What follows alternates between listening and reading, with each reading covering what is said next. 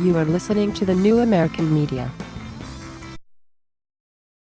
Broadcasting to you live from the Milky Way galaxy, the solar system, planet Earth, North America, the United States of America, California, Los Angeles to be specific. Hello everybody and welcome to another episode. I don't know what this is. Is this Agree to Disagree? It's not the Unhappy Hour. By the way, new logo designed for the Unhappy Hour. We're going to be coming out with some merchandise so you guys can rock this stuff and help support what we're doing. Finished our first full-length documentary, Football Equals Family, the story of the Cleveland Browns' perfect season parade. That's on our YouTube channel, youtube.com/The New American Media. This is where we're at today, The New American Media, because the old American media has failed us. So anyway, check those out, youtube.com/The New American Media. Please click subscribe. Would definitely appreciate that. Keep your eyes peeled for more of the Unhappy Hour stuff and shows and content coming out. We have a few things in the works. Today, what I want to talk about is I want to talk about the 2019 Rock and Roll Hall of Fame nominee class. And I'm going to bring in somebody who I've known my entire life. It's a rock journalist who's covered different artists and live concerts and CD reviews and musicians and backstories and interesting things.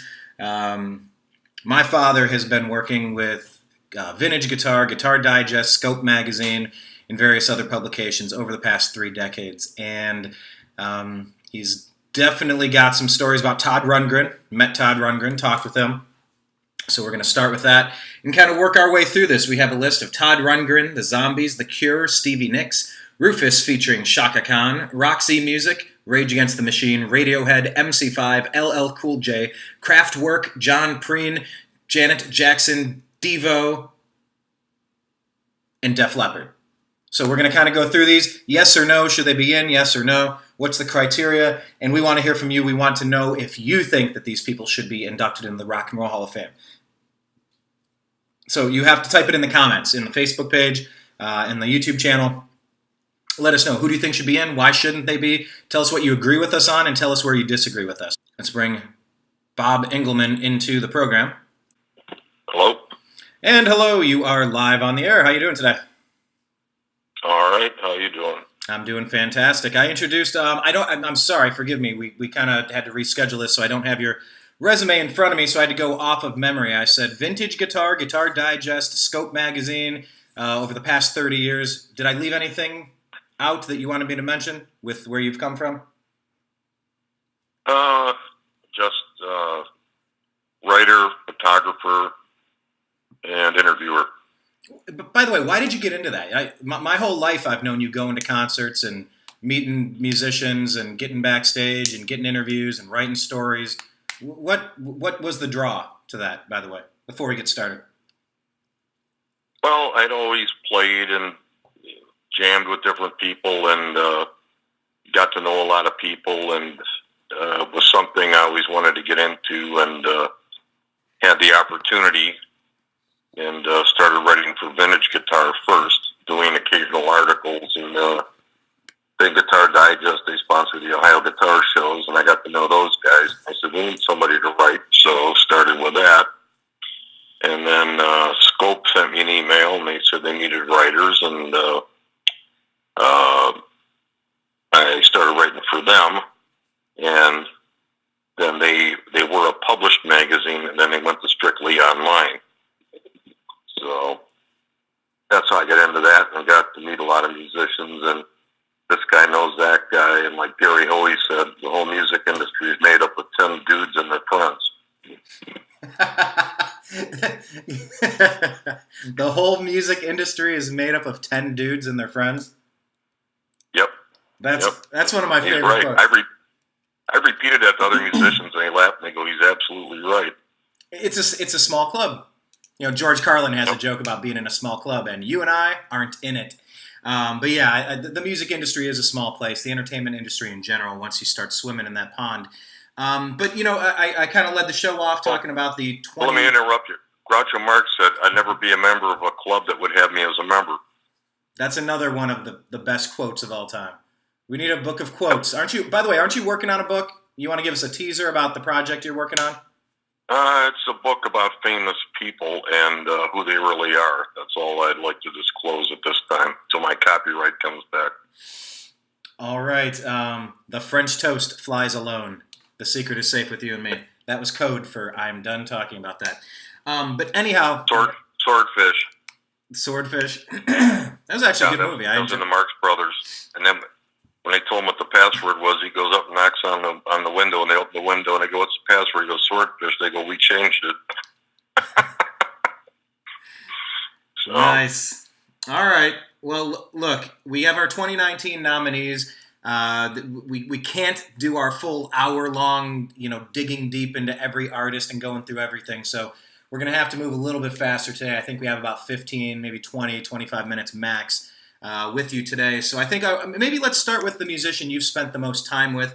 I think when we start doing these shows, and we should do them more often, I don't know why we've taken so long to get started, but which of the nominees this year have you met?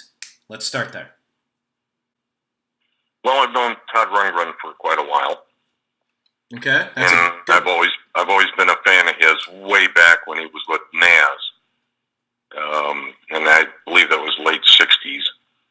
But I was always impressed because he was a producer, engineer, songwriter, and he could play every instrument. And there's only a few people in that category. Prince is one of them that sticks out. People say, well, who's the greatest entertainer, Michael Jackson or Elvis? I say, to me, neither of them. Elvis didn't write any of his songs. He played guitar, and that's about it. He was a great talent, great singer. But as far as all around, Michael Jackson didn't write any of his songs. He didn't play an instrument. He was a dancer, and a singer.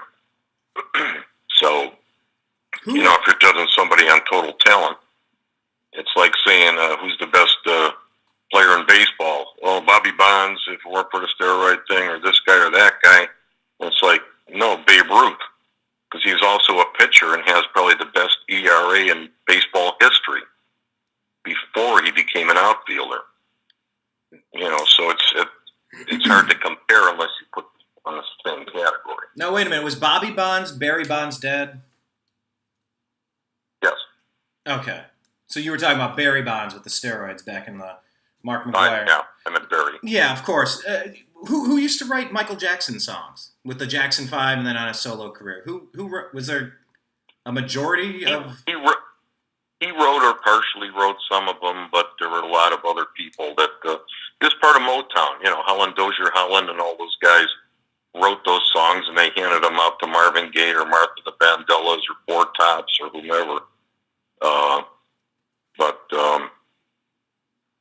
A lot of times he'd collaborate with somebody, and but he didn't just sit down and write a whole album worth of songs. Okay. Well, then tell me about Todd Rundgren. You said he's up there with one of the most talented people you've ever met. Talk about. So I'm guessing he's crazy and funny also. Nice. So basically, that's a clear yes vote for Todd Rundgren. You're totally fine with him jumping into the Hall of Fame. Absolutely, he should have been in there a long time ago. He helped the career of Hall & Oates and got Grand Funk back on track with American Band album and Hello People, and there's a ton of different people. And of course, Meatloaf. He played all the instruments on that album. There were a couple other people playing. Cassim Sultan, who's his bass player, played on that, but he sang a lot of the background vocals, the whole 9 yards. And that was the best-selling album of all time, and I guess the Eagles' greatest hits is now. But, which album? That was what? Bad Out of Hell. Bad Out of Hell, yeah. Yeah, and so Todd Rundgren's role was he was the producer, and he was a musician on that album. What did he do exactly for that album? Produced and engineered it. He played keyboards. He played guitar. He played bass, or I think Cassim played bass.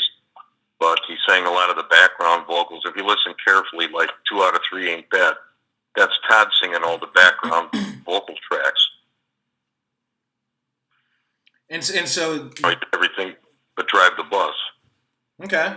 Any other accomplishments for Todd Rundgren that you think just completely solidify? Not that he needs any more on his resume, but are those? Besides that, besides that, Besides helping create one of the most successful selling albums of all time. Well, he's been performing for 50 years, you know.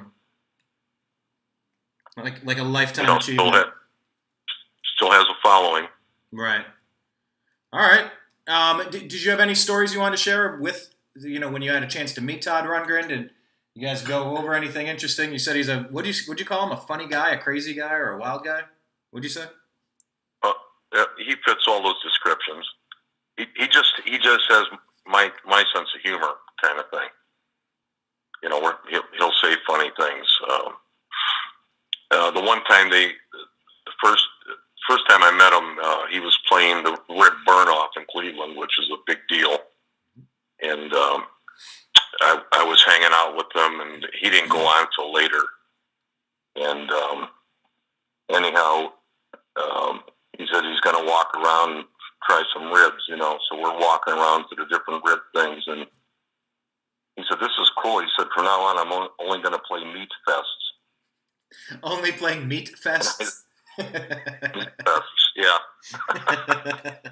10 dudes and their friends and a meat fest. Off-the-wall stuff that's funny, Right. I'll tell you a good Todd Rundgren story. He produced American Band, for Grand Funk. And Grand Funk Railroad is one of your favorite bands of all time? As far as rock bands and live performance, yeah. Yeah. It's hard to beat them live because they didn't use a lot of gimmicks and tricks. It was just stage energy. But Don Brewer said that when Todd was mixing and engineering the album, he said they'd lay down tracks and they'd walk in the engineering booth, and Todd would be sitting there with his feet up on a desk reading a book and eating an apple. And they'd say, "Well, how's it going?" He'd go, "Great." Well, they'd come in the next day, and he's sitting at the desk or leaning back in the chair with his feet up, reading a book and eating an apple. And they go, "Well, how's it sounding, Todd?" He'd go, "Great."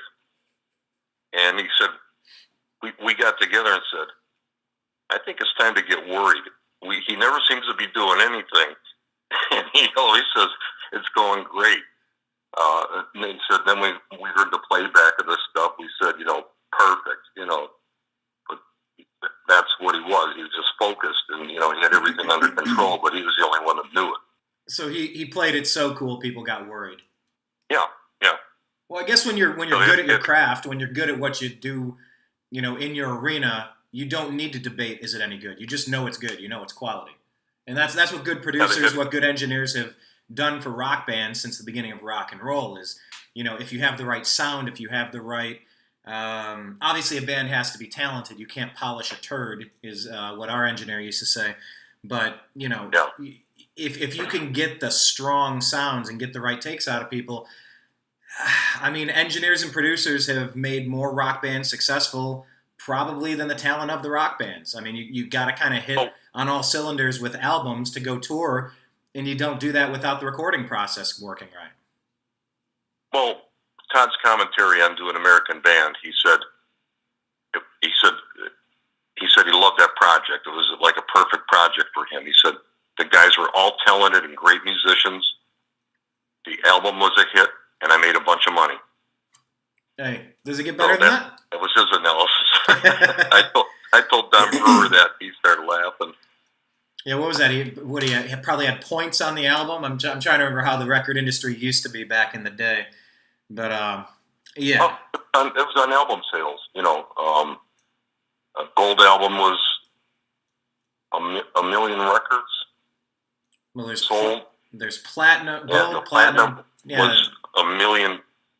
Or gold was $1 million worth of sales, and platinum was 1 million records sold, or something like that. I forget the categories. You either had a gold. If you had a gold or platinum, you were doing good. Yeah, you were doing okay. I think platinum is above that. But now that's a good question because I've never taken any time to notice the different denominations on those other than knowing platinum's better. How many is it? 100,000 to 1 million, or is it 1 million to units per? Anyway, someone type that in the comments if you know the difference between gold and platinum. Sorry, that's a great question for me to look up. All right, well, cool. Then Todd Rundgren gets a thumbs up from you. Let's go through the rest of them, There's quite a few who were nominated. We'll get your thoughts, thumbs up, thumbs down. Let us know if you would like to see these people in the Rock and Roll Hall of Fame, or if you think they should not advance and be selected. The Zombies. What are your thoughts on the Zombies getting into the Rock and Roll Hall of Fame? Well, the Zombies were a seminal early 60s British invasion band. So they're responsible for a lot of the sound, that came out of that. So as far as influences, because there's a lot of blues and jazz guys that got in there into the Rock Hall on the merits that they were big-time influences, and then they came up with a category of sidemen, guys that played on all these backing tracks. Somebody like Vic Flick or Bernard Purdie, they played on hundreds of albums, as session men. That's where Jimmy Page and Jeff Beck started out playing sessions. John Paul Jones, that's how he met Jimmy Page. You had Rod Argent was in the Zombies, and then he had the band Argent, Hold Your Head Up, and, they went on. And a lot of these bands is where these guys ended up. A lot of them went to other big-time bands and were hits with that. So, yeah, I'd say, they weren't around that long, I don't believe. Like 5 or 6 years, but they were influential, I'll put it that way. Influential enough to get a thumbs up from it? I'd give them a thumbs up specifically based on the other people they let in that didn't have the influence that the Zombies did. Okay. All right. How about The Cure? The Cure is a very cult-like following for The Cure even today, coming out of the 80s. What are your thoughts on The Cure?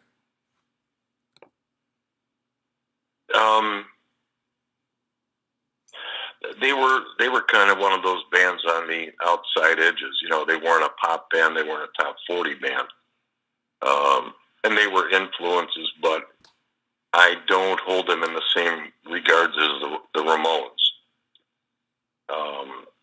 Like Lemmy said, he saw the first time he saw the Ramones, he said he couldn't believe the talent that they could play like 20 songs in 5 minutes, because all their songs were so short. Right. And do them well,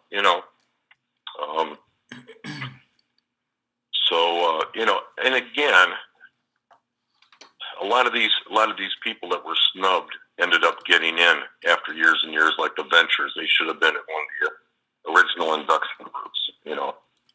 As far as influences, play guitar with the Ventures. They had albums play bass with the Ventures, where it was teaching and tens of thousands of people, when they would give interviews, said, yeah, I picked up a Ventures record and said, wow, I got to learn how to play guitar, or I got to learn how to play bass, or whatever,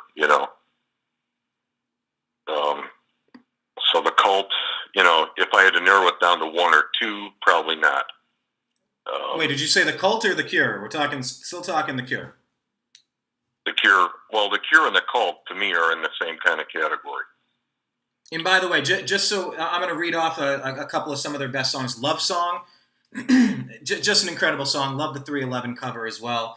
Friday, I'm in Love, Pictures of You, Boys Don't Cry, Close to Me, A Forest, In Between Days, The Love Cats, Lullaby, Fascination Street, A Letter to Elise, Charlotte Sometimes. So, a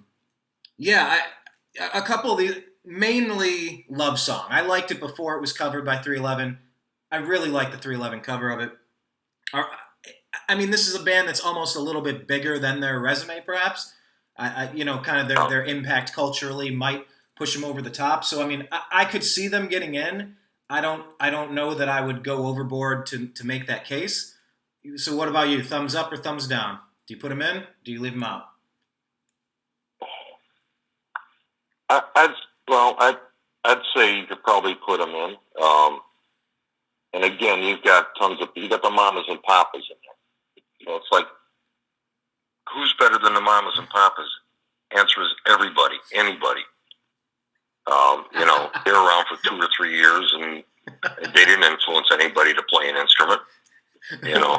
Who's bigger than the Mamas and Papas? Everybody, anybody. Everybody. Yeah. Okay, so the Cure, will let the Cure get in there. By the way, thank you to Liz watching on our Facebook feed. I appreciate the comment. This is the beauty of doing these shows live. Liz is chiming in. 500,000 units for gold, 1 million for platinum. Thank you, Liz, so much. She even gives me the backstory. She says, the platinum certification was introduced in 1976 for the sale of 1 million units for albums and 2 million for singles, with the gold certification redefined to mean sales of 500,000 units for albums and 1 million for singles. Awesome. Thank you so much. Real time, making it happen. Thank you, Liz.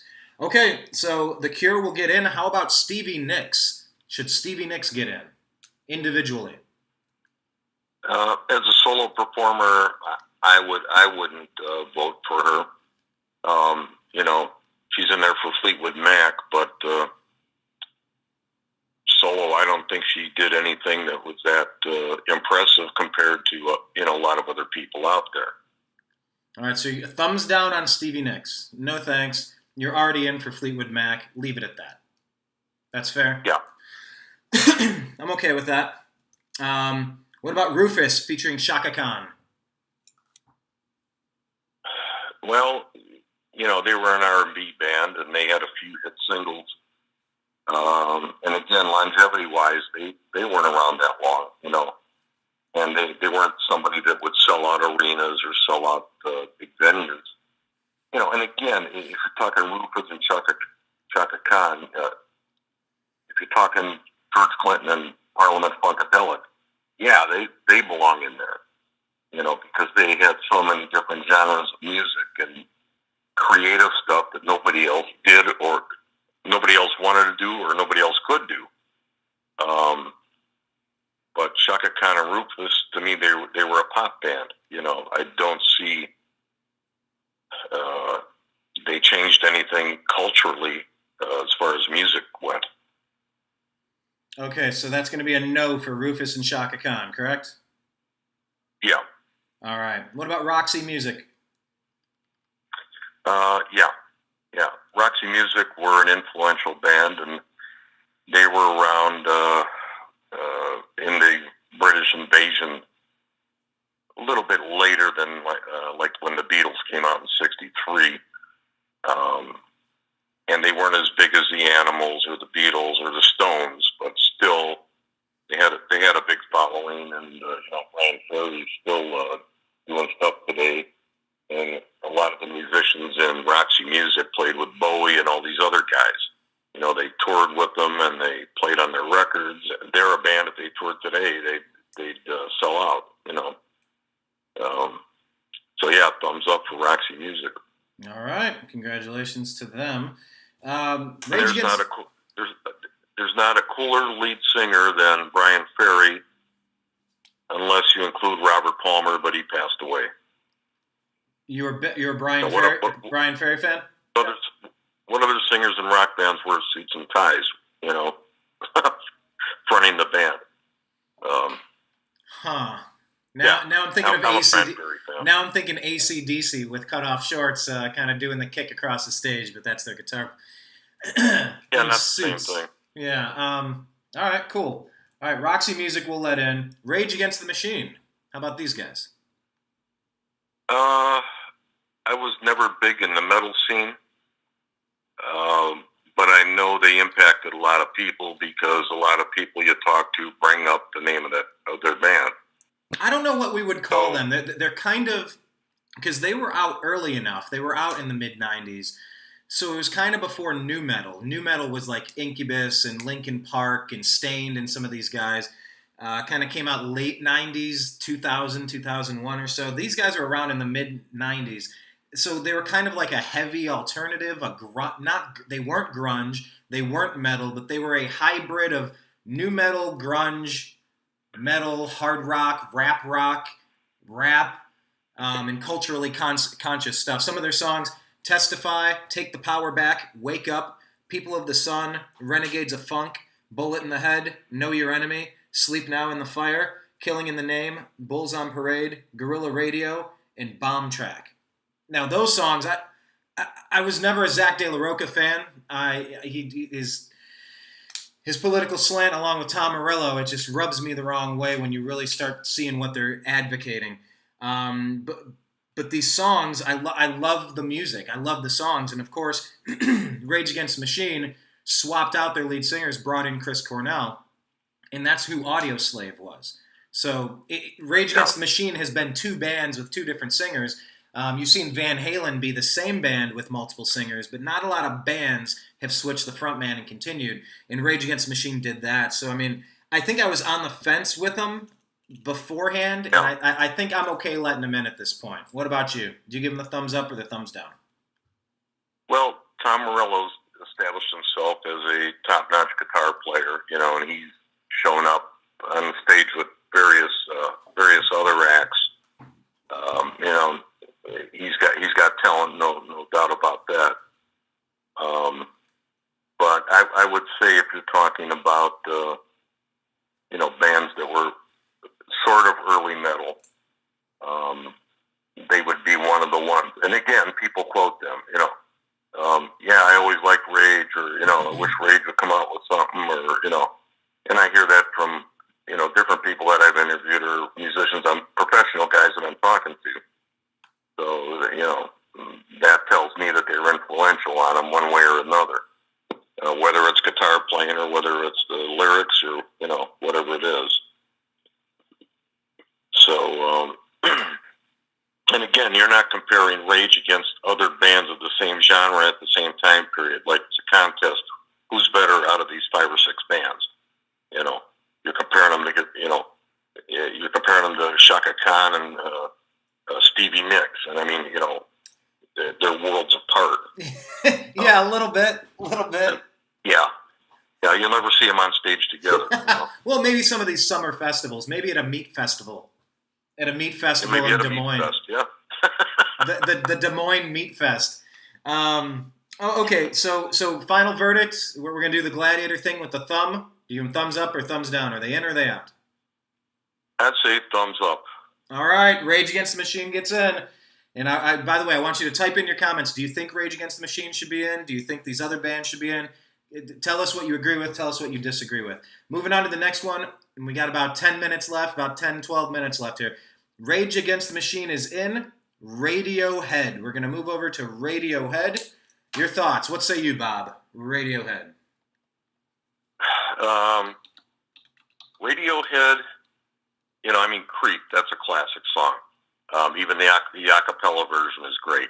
And they've had some success, but again, if Radiohead is headlining the Q Arena, nobody I know is going to buy tickets to go see them. If they're on a bill with somebody, they might go see them. But in the U.S., I don't think they have that kind of following. And I never really got into their other material, So in my opinion, I would say no. They just haven't impressed. They're good, yeah, but they haven't impressed me to be the quality if I were running the Rock Hall who had let in. And they're experimental too. That's another part of it. I think they were one of the bands that took an early adoption to kind of release an album for free and asking for donations back. I think it turned out to be a financial disaster, but at least jumping into the new realm of new media. It's a band that's been around since the early 90s. Creep came out in 1993. That's 25 years ago. Does it feel like Creep is a 25-year-old classic song, like a classic car? I mean, it kind of does, but it also seems like a new song. So some of the other songs in their repertoire, a new one, Daydreaming, Reckoner, Exit Music, Weird Fishes, Pyramid Song, High and Dry is a good song, Paranoid Android is a good song, Fake Plastic Trees is a good song, then they got No Surprises, Street Spirit, Karma Police, I like the song Karma Police, and I like Creep. I'm on the fence with these guys. They tried. Radiohead and Rage Against the Machine were up for nomination last year as well. They didn't get in last year, so they're still on this year. They must have received an X amount of ballots. I'm going to make them wait another year. Well, they're going to have to convince me. Well, Pablo Honey was a big album, but then after that, I watched them do a few concerts, and the songs I just didn't get it. I just couldn't relate to what they were doing after that. So I would say no, in my opinion. Yeah, I would say OK Computer was a pretty experimental album. That came out in '97, so when I went to college at Bowling Green, that was one of the big albums that people were into. I liked Paranoid Android, Karma Police. I definitely liked those off of that, and Fake Plastic Trees was okay, but it, a lot of this just, I don't know, floaty music, kind of boring, ethereal but boring, lacking the pulse. So they could rock out from time to time, Karma. Anyway, I'm gonna make them wait one more year. They've done some good stuff. I just don't know if they're Rock and Roll Hall of Fame ready. But go ahead and disagree with me on that if you want. Leave your comments. By the way, Bob, Liz Miller says, hi, Bob. She's watching. She's the one that helped us out there. So, hello. Hello. Yeah, she gave us our gold and platinum information. Thank you, Liz. Moving on to the next couple I thought they changed that gold platinum thing to dollar sales at one point. And again, I didn't look it up. It doesn't matter to me. But if you got a gold or platinum album, they're going to give you another record deal. So. Yeah, that's pretty likely. Okay, moving on. Yeah, definitely. Okay, we got a few more here. MC5. What are your thoughts on MC5, and should they make it into the Rock Hall of Fame?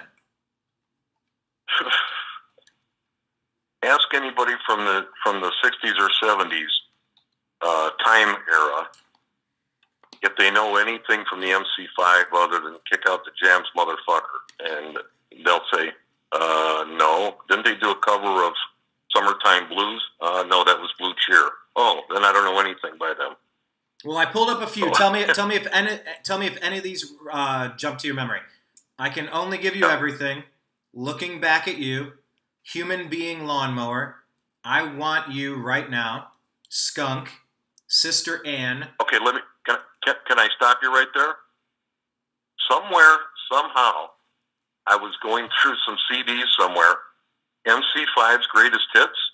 Uh-huh. Okay, it's $2 or $1.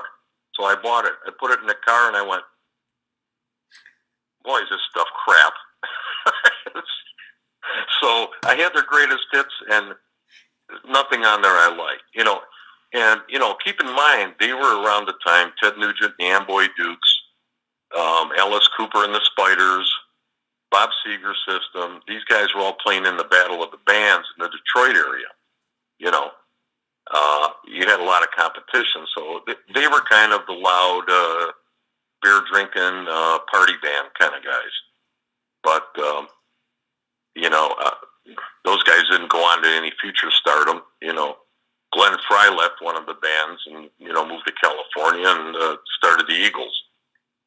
I've heard of them. So, no. Okay, the final songs from them: Shaking Street, Motor City is Burning, American Ruse, Kick Out the Jams, Rocket Reducer, number 62, and Rambling Rose. So, okay, that's going to round out MC5. The answer is no. Moving to LL Cool J, Bob. LL Cool J. I thought he was funny and amusing when he came out, and then he kind of faded away, like MC Hammer. And I saw MC Hammer live years later at one of the Rock Hall things, and he's a great entertainer, but he doesn't deserve to be in the Rock Hall. No. And he's had a good acting career post-releasing albums. Mama Said Knock You Out is one of my favorite songs. Of course, I Need Love, Doing It, Going Back to Cali, that's a good one. Hey Lover, I'm Bad, Loungin', Rock the Bells, Love You Better, Headsprung, 4321, and Around the Way Girl. So, there are some well-known songs, but does it qualify as rock and roll for the Rock and Roll Hall of Fame? I'm gonna say no. You're gonna have to do a little bit more to convince me on that. I'm open to anybody making a case as to why I should maybe reconsider any of my choices, but I'm gonna say no. I don't see this as a Rock and Roll Hall of Fame inductee. I mean, it's a music icon who helped take rap from the 80s to today. If you put him in, you might as well say, okay, any rapper that goes by the first name of Ice is nominated also. Ice Cube, Vanilla Ice, Ice-T. Yeah. Ice Pick. And you don't judge them on the merit of they're actors now. They're successful actors. Doesn't have anything to do with it, Ice Cube and Ice-T. Well, but you said, did they go on to any other success? Of course, you were probably talking success in other bands. But, I think what you've seen in the 80s, 90s, moving to today, I sound like a smooth jazz channel. The 80s, 90s, and today. But, I think what you've seen a crossover from a lot of these music stars turning into entertainment moguls. And so they've kind of transcended the music game and got into the entertainment game on different levels. Leave D. Snyder out of this. He's a buddy of mine. D. Snyder. All right. So no to LL Cool J. How about KraftWerk? KraftWerk. Well, they were an obscure, again, acquired taste. I don't want to say new wave, but they were creative and innovative. I never got that much into them, but it's like if you like stuff by Brian Eno and Robert Fripp, like Taking Tiger Mountain by Strategy, that was a great album, and you just had to be in that mindset to enjoy that type of music. And again, KraftWerk are kind of like Scorpions. They had their own take on their style and what they're playing. If you liked it, you liked it. If you didn't, you didn't. I would not, if I were making a list of people to nominate, they wouldn't be on it. But that doesn't mean, I'd say half and half on them. No half and half. You got to tilt the dial up or down. It's a thumb. It goes in the up or down position. It's a light switch. You got to let them in, or you got to make them wait. How many do we have left? 4. Okay, give me the other ones, and then I'll come back to them. Okay, John Prine. John Prine. John Prine. Sorry, I'm not even familiar with him. What would I know about John Prine the most? He's kind of a folk singer, songwriter type of thing, kind of like Phil Oakes or Tim Hardin. Okay.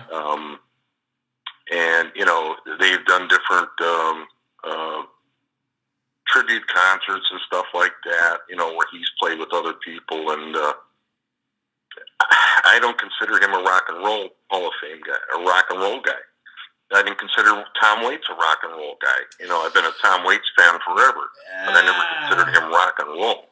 Yeah, well, but his attitude is so unconventional and so boundary pushing. I think his energy makes him rock and roll as opposed to the sound of his music. Tom Waits. Yeah, if that makes sense, because I've had this conversation before. We do these shows every year that they release these. The list of nominees, and sometimes somebody's attitude and energy can make them rock and roll. I think Tom Waits, but I'm not familiar with John. So you're just going to say no to John? Yeah, I'd say no to John. If they had like a folk category or something influential music, I'd say yeah, and kind of Bob Dylan would be in that category because he hated being called folk rock, but that's what he was. And at the Newport Jazz Festival, when he pulled out a Stratocaster, he got booed, because he was breaking tradition. But, the thing with Tom Waits, he's written songs that other, the Eagles recorded Old 55 and other rock bands have had hits, Downtown Train was a big hit for Rod Stewart. So, as far as influence, when other big name guys are recording your songs, there's something to it. Yeah, I think that's where I got back to The Cure with Love Song. I know it's just 311. Yeah. Not to discount 311 as just 311, because there's fewer bands that were as influential for 15, 20 years strong, doing what they do. But yeah, when you have your material covered by another very successful band, and then that's a hit as well. It further rounds out the legacy You know, it gives the band enough time, the musician, the songs room to breathe, and you can appreciate them in different ways. You know, I love that Scott Bradley and the Postmodern Jukebox. I don't know if you're into those guys, but I love how they do like a 1920s swing, you know, acoustic, little piano and upright bass, reinventing and reimagining and orchestrating songs. I love that. I love a good cover better than almost anything. So, well, and see, John Prine is kind of considered country, you know, and a folk singer or a country style singer, you know, and you know it's got the country Hall of Fame. You know, Chris Christopherson's the one that got him signed, got John Prine signed. You know, and you know, to me, Chris Christopherson isn't rock and roll either. You know, he's country. You know, Waylon Willie type of thing. So you know, I'd say no on John Prine. All right, my opinion. In your humble opinion. In Elizabeth's opinion, she says she likes Radiohead. She just doesn't think they've produced enough good stuff for how long they've been around. That's very fair. Yep. They've been around a long time, and you gotta. I mean, it's a small sample size of awesome, and a whole bunch of other that's you know. Grace is saying Janet Jackson is not rock and roll to me. I'm wondering how far this goes before we rename it. That's a good question. Let's just pick it up. Janet Jackson, what do you think? You got to be kidding me. Next, I want to induct Tito Jackson because he stood next to Michael. Now, to be fair, Tito didn't have a long, successful multi-platinum recording career like Janet Jackson did, and of course the Super Bowl moment with Timberlake and all that stuff. So her legacy has went on, but once again, I don't see it as a rock and roll kind of thing. I don't think we have a problem with Michael Jackson being in the Rock and Roll Hall of Fame. Do you? No. I mean, for years and years, the king of pop. He changed his music. He changed his music style over the years. He went from the Motown kind of thing to, you know, I mean, he did classic stuff. You can't argue with that. You know, you know, Thriller and that time period. I mean, it's just, you know, it's one of a kind stuff. But Janet Jackson, you would say no dice. You have got to be kidding me. No, because I think she was married to El DeBarge. You know, you could nominate DeBarge as to be in the Rock Hall because they had a couple albums out. You know, so I'd say no. What about Devo? We discussed Devo before. Again, they're from Akron, and Mark Mothersbaugh did the music for Pee Wee's Playhouse. He's very talented. He actually, a friend of mine was building amps for him at one point, but you know, they weren't around that long. Again, ask somebody to name a song other than "Whip It." You know, you're lucky if they go, "Who? Oh, Devo did Whip It." Oh, I didn't know that. I don't remember that. But no, they weren't a headlining band ever. They played mainly small clubs, you know, instead of big venues. And I don't think their total album sales, which were before you started recording downloads, you know, how many people paid $1 to download your song. So they don't stand up against any people that I would put in. So I'd say no. No. All right, I'm going to agree with you on that one. I'm looking at their greatest hits, and you know, everything's from 1980 to 1981. What a vast career. Yeah. Okay, finally, let's round this out with one of my favorite bands growing up, Hysteria, Pyromania, all of those albums that came out when I was an elementary school kid. There was nothing cooler than Def Leppard. Their drummer only has one arm. What do you think about Def Leppard?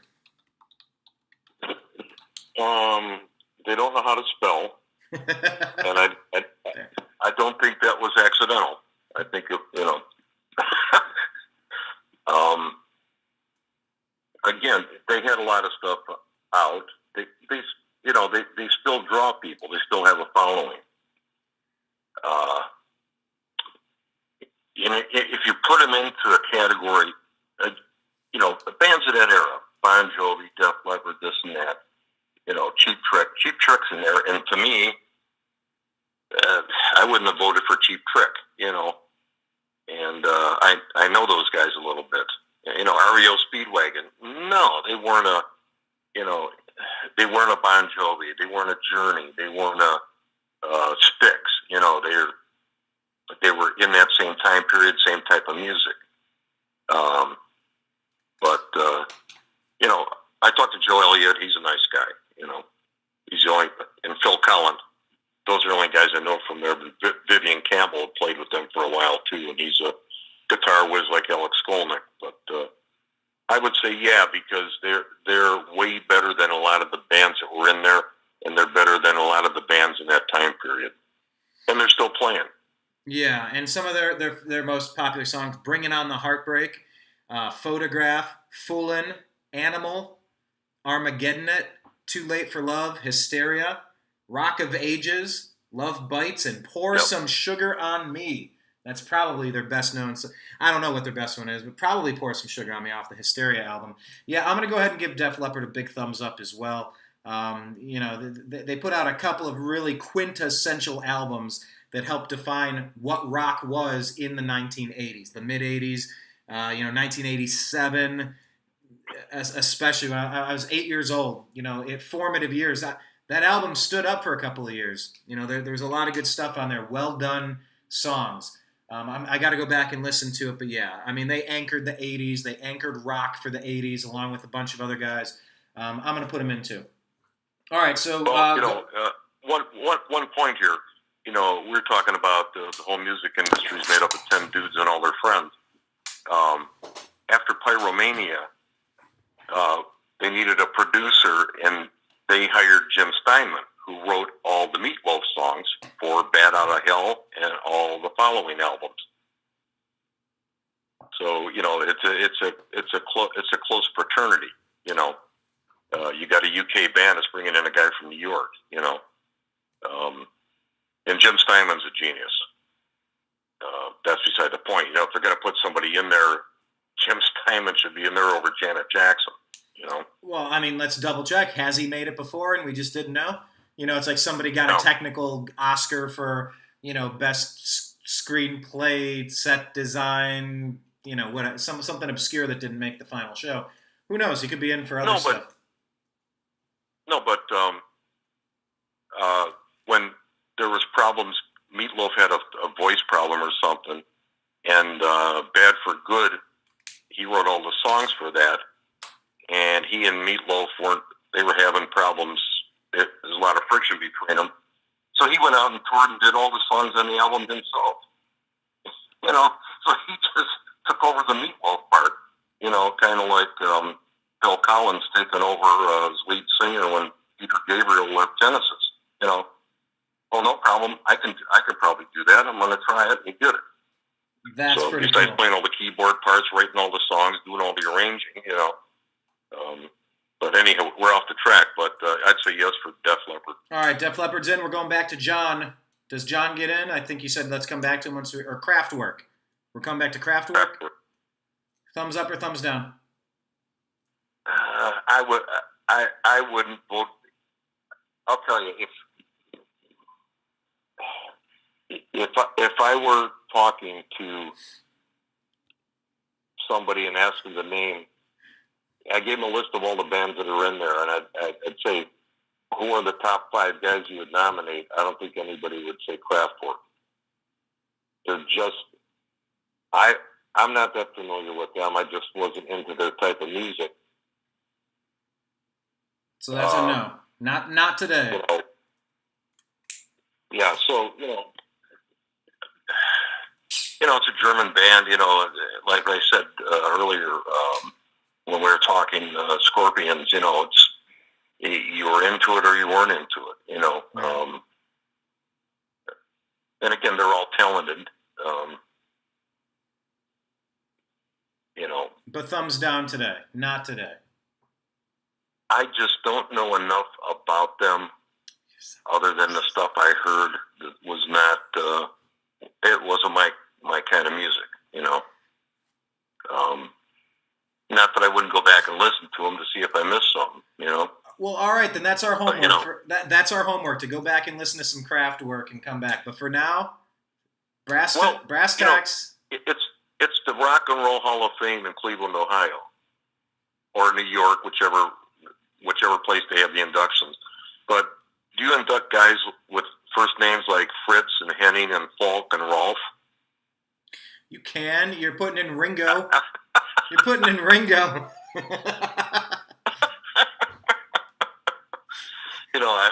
I'm just joking around. I know. Yeah, I don't know enough about them. I admit it. Okay, so today's not the day, but we're both willing to go back and take a look at some of the stuff that they have.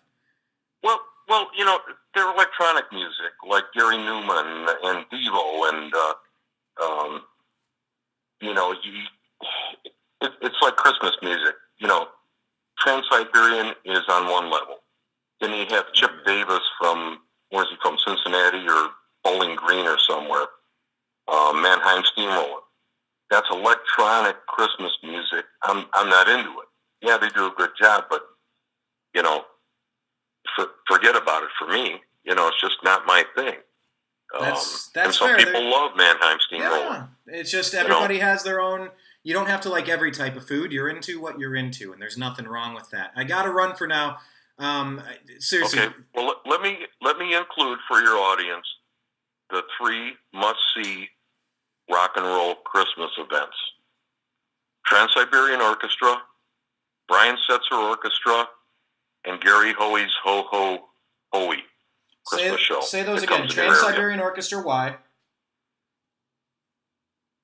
The what? Go through them. Trans-Siberian Orchestra, why? Oh, it's just a great show for 2.5, 3 hours, whatever it is. Usually they'll do 2 shows in each city, a matinee, and they'll do an evening show. But, their whole purpose is to provide so much stuff going on that you forget about everything that bothered you that whole day and the whole week. Absolutely. You don't have time to focus. They go through $100,000 worth of pyro every show. They have machinery that takes them, the musicians, out into the audience on the upper levels, and they're playing right in front of a person sitting in the second or third row of seats. No, I got you. It's a wonderful thing. Yeah. Real quick, because I got to run out the door here. Brian Setzer, why do they need to see Setzer? Well, he did the rockabilly with the Stray Cats, and then he came back and did the big band stuff, and his Christmas show is the big band, and he does half Stray Cats type of stuff, and he does the other half all Christmas music with the big band. It's all his own arrangements, and it's really entertaining. Last time I saw him, they had a snow inside. They had a Santa Claus walking around throwing out candy while they're playing it. It's just an event. It's a fun thing. And what about Gary Hoey? Final one. Gary plays half the set with his rock stuff and surf music, which he is excellent at. And then the other half of this show, they turn on, the drums are wrapped in Christmas lights and the amps and everything, and they put on Santa hats, and they do Christmas songs, and he's had, I think, 4 extremely successful Christmas albums, which most of the songs are instrumental, and it's just kick-ass stuff. And you know what? I'm going to have to agree with you right there. Got to run for today. But yeah, Trans-Siberian Orchestra, Brian Setzer, and Gary Hoey. You've got to see all 3 of them for the Christmas time. It's fantastic. Absolutely phenomenal. I've seen all of these acts. I definitely recommend them completely. One quick point, Elizabeth just wanted to mention, artists become eligible for the Rock and Roll Hall of Fame induction 25 years after the release of their first record. Criteria include the influence and significance of the artist's contributions to the development and perpetuation of rock and roll. Elizabeth, I want to thank you and Grace for jumping in, saying hi. Thomas, Greg, everybody else that popped in here. Thank you, Greg, as well. Facebook doesn't show me who's on here at the same time, so sorry if I didn't get to all your comments. But Bob, Dad, thank you very much for joining me. I got to run for now. But we'll listen to some KraftWerk and we'll reconnect very soon. Okay, as Jim Rome would say, Shimon. As Jim Rome says, Shimon. All right, I'll talk to you later. Thanks a lot. Take care. All right, bye. Bye.